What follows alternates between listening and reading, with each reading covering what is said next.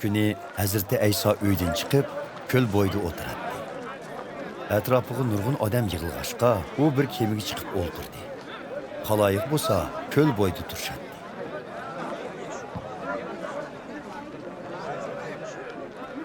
Hazreti Ayso ularga tamsil bilan nurg'un hikmatlarni aytib berdi. U mundaq dedi: Bir dehqon urug' chashqili etizig'i chiqibdi.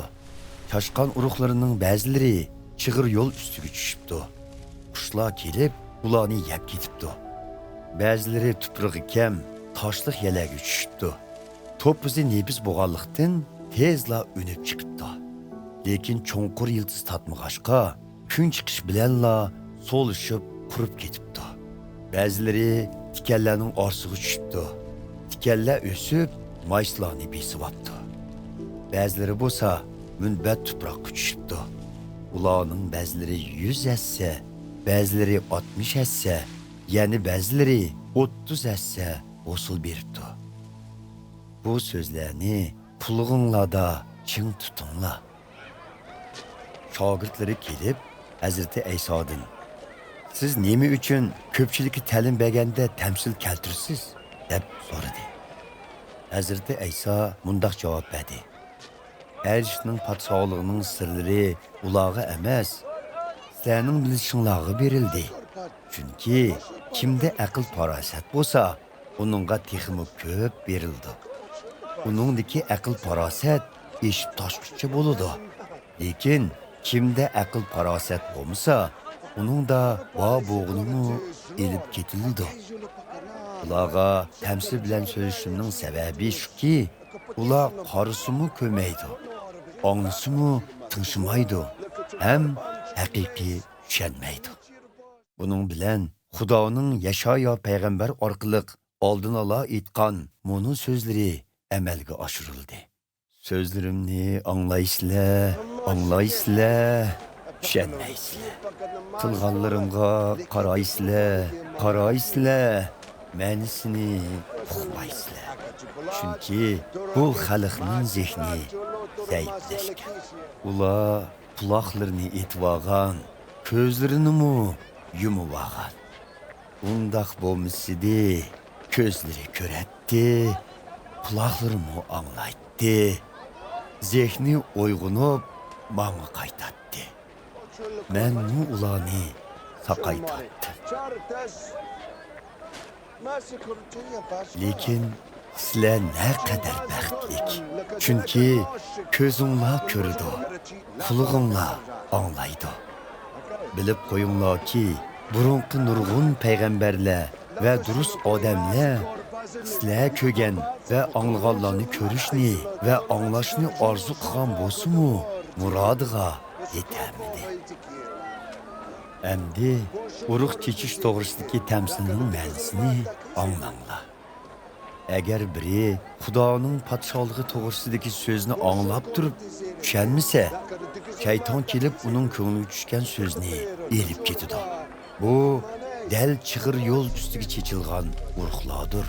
Tuprog'i kam, toshliq yalaga chechilgan urug'larga kelsak, ular Xudoning so'zini anglab, xushallik bilan darhol qabul qilganlarga tamsil qilingan. Holbuki Xudoning so'zi ularda yildiz tatmag'ashqa, ular uzunga bardoshlik bermaydi. Xudoning so'ziga ishonganligidan qiyinchilik yoki ziyonkashlikka uchrasa, Xudo yo'lidan darhol chatnab ketadi. Tikanlarning orasiga chechiligini shundoq odamlarga tamsil qilinganki, bu odamlar Xudoning so'zini anglasimi, lekin ko'ngliga bu dunyoning andishlari, boylikning eziq turishi kirib, Xudoning so'zini bo'g'ib etadi-da, ular o'sizsiz qoladi. Munbat tuproqqa chechilgan urug'lar bo'lsa, Xudoning so'zini anglab, tushungan odamga tamsil qilingan. Bundaq odamlar albatta hosil beradi. Ba'zilari 100 hassa, ba'zilari 60 hassa, yana ba'zilari 30 hassa hosil beradi. Hazreti Ayso ularga boshqa bir tamsilni so'zlab berdi. Arishning podshohligi etizga yaxshi urug' chashqan odamga o'xshaydi. Bir kechsi hamma odam uyquga cho'mganda, u odamning dushmani kelib, bug'doyning orsiga yava o't urug'larini chechib etib ketibdi. Mayslar o'sib, bashaq chiqaganda yava o'tlarni ko'rinishga boshlabdi. Xo'jayinning chakorlari kelib uningga, "Xo'jayin, siz etizga yaxshi urug' chashqan edingiz-ku. Bu yava o'tlar nereden kelib qoldi?" debdi. "Bu bir dushmanning ishi", debdi xo'jayin. Chakorlar, "Berib yava o'tlarni yulvatsa qandaq?" deb so'rabdi. "Yo'q, yava o'tlarni yulimiz desanglar, bug'doylarmi yulinib ketishi mumkin."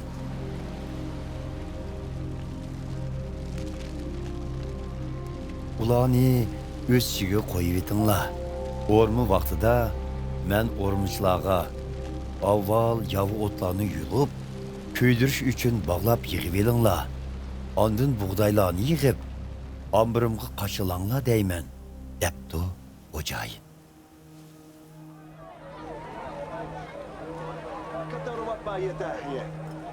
Hazreti Ayso ularga yana bir tamsilni so'zlab berdi. Erishning podshohligi xuddi bir odamning etizga shoshgan qicha urug'iga o'xshaydi. Qicha urug'i butun urug'larning ichida eng kichik bo'lsa-mu, u har qanday ziroatdan egiz o'sib, ko'chat bo'ladi. Hatto qushlarmi kelib, uning shoxlarida uvlaydi. Hazreti Ayso ularga boshqa bir tamsilni so'zlab berdi. Erishning podshohligi xuddi xemir turishga o'xshaydi. Ayol xemir turishni bir xolta unga qo'shib yugursa, bu xemir turuch butun xemirni o'ldiralaydi. Hazreti Ayso bu ishlarning hammasini tamsillar bilan ko'pchilikka bayon qildi. U tamsil keltirmay turib, hech qanday ta'lim bermaydi. Buning bilan bir payg'ambar orqali oldin ola aytilgan mo'ni so'zlar amalga oshirildi. Og'zimni tamsil so'zlash bilan ochiman, dunyo opirdi bo'lgandan beri sir bo'lib kelgan ishlarni tilga olaman.